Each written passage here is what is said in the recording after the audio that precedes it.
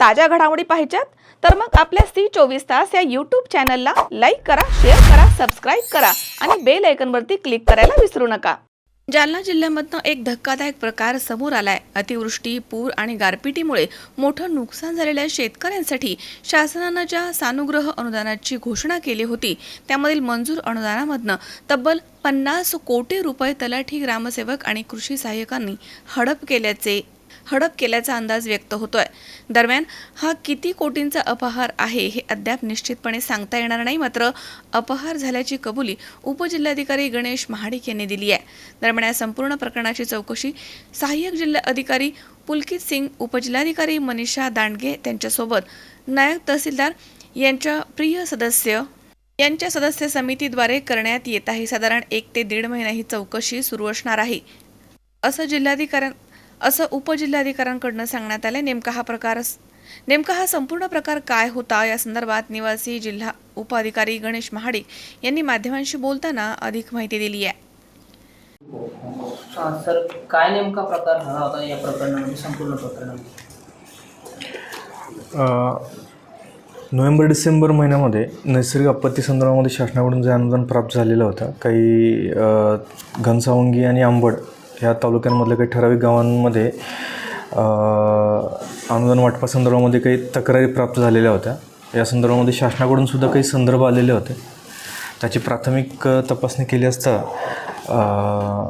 काही प्रमाणामध्ये याच्यामध्ये तथ्य आढळून आलं। त्यामुळे जिल्हाधिकारी महोदयांनी जानेवारी महिन्यामध्ये एक त्रिस्तरीय समिती गठीत केलेली आहे, ज्याच्यामध्ये सहाय्यक जिल्हाधिकारी पुलकित सिंग, उपजिल्हाधिकारी रोजगार हमी योजना मनीषा दांडगे आणि नायब तहसीलदार लोणावत हे त्रिस्तरीय समिती आहे। या त्रिस्तरीय समितीमार्फत जालना जिल्ह्यासाठी 10 GRनुसार जो निधी प्राप्त झालेला होता, तो सर्व 10 GRच्या अनुषंगाने सर्व जे अभिलेख आहे त्या अभिलेखाची तपासणी सध्या चालू आहे। बरं, ज्यावेळी ह्या लॉग इन आणि पासवर्डचा गैरवापर झाला त्यावेळी जिल्हा प्रशासनाला किंवा संबंधित जे तहसीलदार आहे त्यांना काही कल्पना होती? आता ही समिती याच्यामध्ये चौकशी करायला लागलेली आहे। समिती सर्व रेकॉर्ड कॉल करायला लागलेली आहे। त्याच्यानंतरच ज्यावेळी समितीचा रिपोर्ट आपल्यासमोर येईल तेव्हाच याच्यामध्ये खात्रीलायक काही भाष्य करता येईल। सर, साधारणपणे प्राथमिक तपासामध्ये किती तालुक्यात हा गैरप्रकार झाल्याची माहिती समोर आली? समितीने अंबड आणि घनसावंगी ह्या 2 तालुक्यामध्ये 80 गावांमधल्या ज्या याद्या आहेत त्या तपासलेल्या आहेत, पण समितीचा अजून प्राथमिक अहवालसुद्धा प्राप्त झालेला नाही आहे।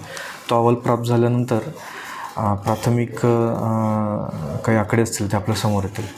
बरं, ज्या याद्यांची तपासणी झाली त्यामध्ये किती कोटी रुपयांचा अपहार प्राथमिक दर्शन झाला? समितीकडून प्राथमिक रिपोर्टच प्राप्त झालेला नाही आहे। तो रिपोर्ट आल्यानंतर एक्झॅक्टली आपल्याला याच्यावरती भाष्य करता येईल। बरं, यामध्ये जे कोणी कर्मचारी दोषी आढळले त्यांच्यावर काय कारवाई केली जाणार? आता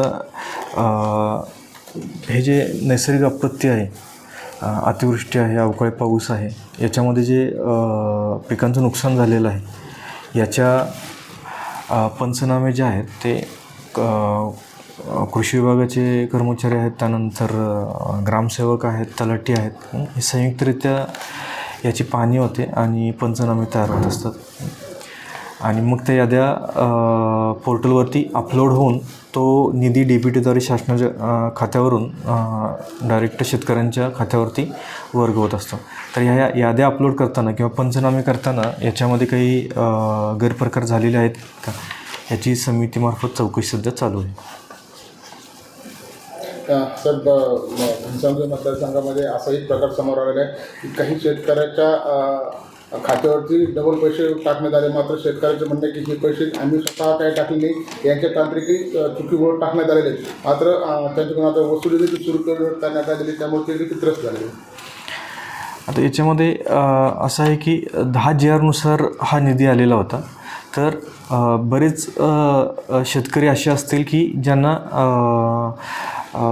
एकापेक्षा जास्त GRनुसार ते पात्र ठरलेले असणार आहेत, त्याच्यामुळे त्यांच्या खात्यावरती ते पैसे जमा झालेले असतील। पण एकाच GRच्या संदर्भामध्ये जर एखाद्या शेतकऱ्याच्या खात्यावरती एकापेक्षा जास्त वेळा जर निधी झालेला असेल, अशा बाबी जिथे निदर्शनास आलेल्या आहेत तर तिथेही रिकव्हरीची प्रक्रिया चालू आहे। किशोर शिरसाट, C24 तास, जालना।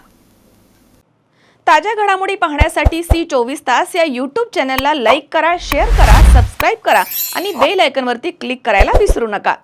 उन्हाळा आलाय, गरमी जाणवायला लागलीये, पण चिंता नको. इलेक्ट्रॉनिक वस्तूंच्या खरेदीसाठी एकच विश्वसनीय नाव, साईराम इलेक्ट्रॉनिक्स अँड बॅटरीज. आम्ही घेऊन आलोय कडक उन्हाळ्यातील थंडा कूल इलेक्ट्रॉनिक वस्तूंची नवीन range. Sairam electronics and batteries, खरेदी विक्री संघ, व्यापारी संकुल, Nagar Manmad road, Rahuri. Sairam hospital test tube baby centre. नमस्ते, मी डॉक्टर सोनाली माने, साईदाम हॉस्पिटल राहुरी, मंदत्व तज्ज्ञ व एम्ब्रॉलॉजिस्ट तज्ज्ञ. आपल्या इथे IVF-बद्दल अत्याधुनिक उपचार पद्धती उपलब्ध आहे.